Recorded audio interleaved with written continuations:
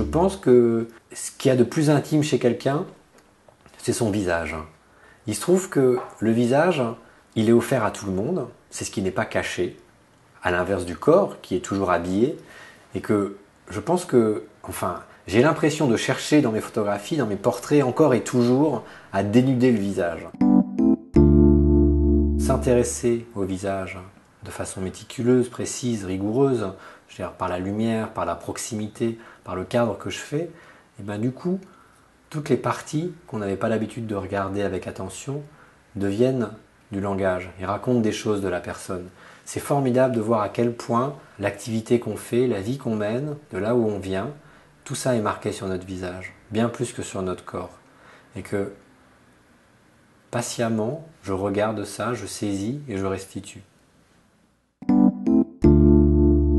L'intimité, on peut aussi considérer qu'elle est de part et d'autre de la caméra. C'est-à-dire qu'il y a l'intimité du photographe qui va chercher à se mettre en danger, de livrer des choses de lui, et puis il y a l'intimité du photographié.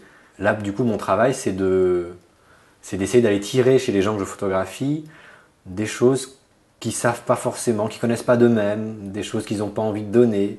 On va dire d'aller chercher derrière l'apparence, derrière l'image sociale.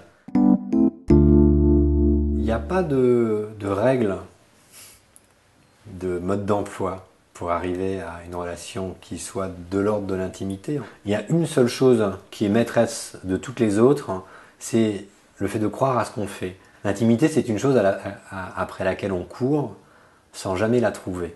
Et peut-être que des fois, j'ai la sensation que j'arrive à la toucher. Je vois une masse comme ça et je m'en approche et je peux presque la caresser. Et qu'inexorablement, en fait, elle va partir.